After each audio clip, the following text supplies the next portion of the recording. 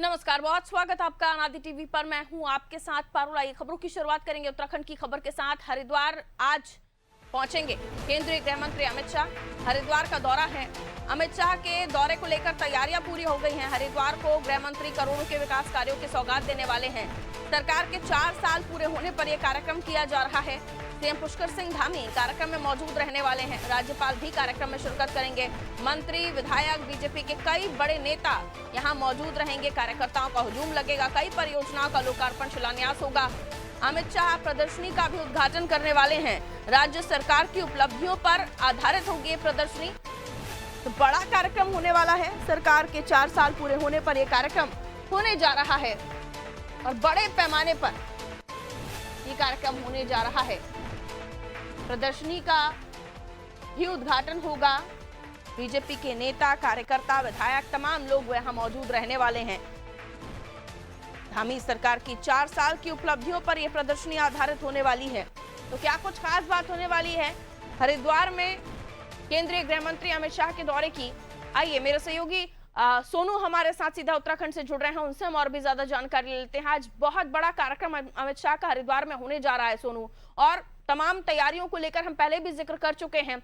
आज उन तैयारियों को पूरा कर लिया गया है, यानी जब गृह मंत्री का आगमन हरिद्वार की धरा पर होगा तो सब कुछ चुस्त दुरुस्त उन्हें मिलने वाला है। इसके साथ ही बड़े पैमाने पर यह कार्यक्रम किया जा रहा है। मंत्री, विधायक, तमाम नेता, कार्यकर्ता की मौजूदगी होगी। क्या कुछ कार्यक्रम में खास हम देखेंगे जी? बाकी पारुल, ये जो कार्यक्रम होने जा रहा है ये एक बड़े स्तर का कार्यक्रम होने जा रहा है, और इसको अगर आप सियासी नजर से देखेंगे तो ये एक बीजेपी का शक्ति प्रदर्शन के रूप में भी देखा जा रहा है। क्योंकि जो हमें पार्टी के पदाधिकारियों से जानकारी प्राप्त हुई उसके मुताबिक ये अंदाजा लगाया जा रहा है कि आज इस कार्यक्रम में, जिसमें केंद्रीय गृह मंत्री मुख्य अतिथि के रूप में शामिल होने जा रहे हैं, और आज इसमें करीबन 1.5 लाख लोगों के पहुंचने की उम्मीद जताई जा रही है। तो ऐसे में अंदाजा लगाया जा सकता है, और जब केंद्रीय गृह मंत्री अमित शाह हरिद्वार धर्मनगरी में होंगे तो एक नहीं बल्कि कई घंटे तक वो यहाँ रहने वाले हैं। और ऐसे में उत्तराखंड की धामी सरकार के अभी तक की सरकार की जो उपलब्धियां रही हैं उसको बयां करने के लिए एक प्रदर्शनी का भी आज शुभारंभ अमित शाह जो है वो केंद्रीय गृह मंत्री करने वाले हैं।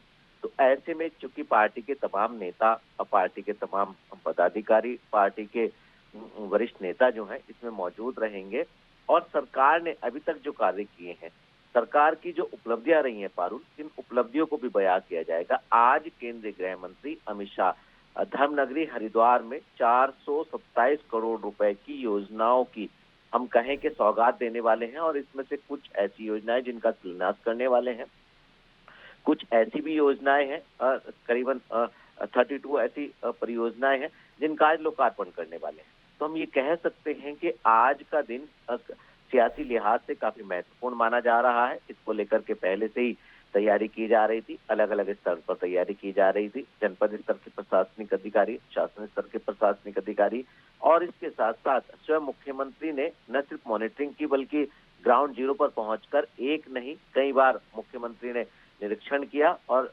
व्यवस्थाओं का जायजा लिया। क्योंकि आज केंद्रीय गृह मंत्री अमित शाह हरिद्वार पहुंच रहे हैं, ऐसे में अब इंतजार हो रहा है तो सिर्फ और सिर्फ उनके पहुंचने का, और उनको सुनने के लिए बड़ी संख्या में लोग हरिद्वार का रुख कर रहे हैं पारुल। बिल्कुल, आपने बताया कि इसे एक शक्ति प्रदर्शन के रूप में भी आप देख सकते हैं।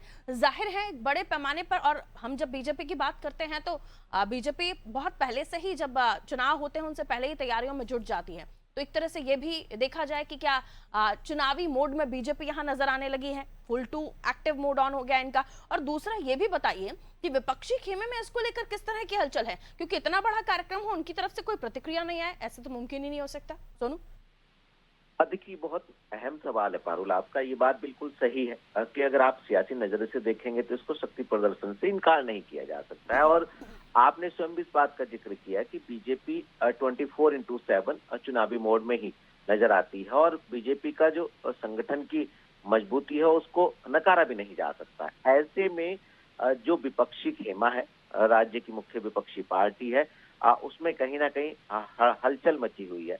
और चूंकि विधानसभा का सत्र भी आउट होने जा रहा है, तो अब विधानसभा के सत्र की तैयारियों से अलग अब इस बात की रणनीति विपक्ष बनाने में जुटा हुआ है कि जिस तरह से आज बीजेपी के तमाम दिग्गज नेता एक मंच से एक संदेश देंगे।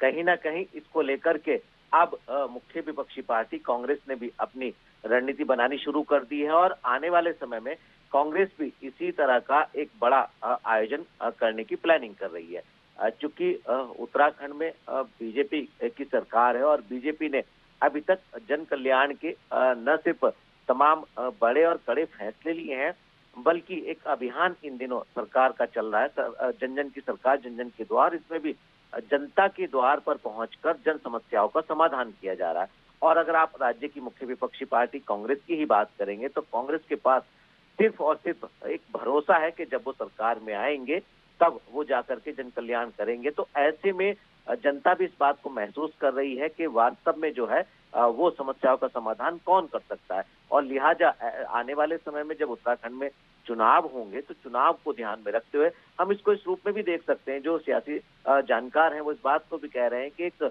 आने वाले चुनाव को लेकर के ये एक शंखनाद धर्मनगरी हरिद्वार से आज हो रहा है। हालांकि इसके बाद और भी कार्यक्रम पार्टी के अलग अलग स्तर पर अलग अलग समय में होंगे और जो पार्टी के और प्रशासनिक अधिकारियों के सूत्रों से हमें जानकारी मिल रही है, आने वाले समय में प्रधानमंत्री भी इसी तरह के बड़े भव्य स्तर के कार्यक्रम को संबोधित करने के लिए पहुंचेंगे। इस तरह के भी हमें जानकारी प्राप्त हो रही है। परंतु हम ये कह सकते हैं कि विपक्षी पार्टी के पास जो है सिर्फ भरोसे के अलावा और कुछ ज्यादा अभी जनता को, जनमानस को भरोसा दिलाना ही एकमात्र उनके पास ब्रह्मास्त्र है। इसके अलावा और दूसरे विकल्प उनके पास फिलहाल नजर नहीं आ रहे हैं। बिल्कुल, अब ये देखना होगा आने वाले समय में कि इस कार्यक्रम का कितना असर या कितना फर्क या कितना माइलेज बीजेपी को उत्तराखंड में मिलता है। मैं लौटूंगी सोनू, अगली खबर पर आपसे जानकारी लेंगे।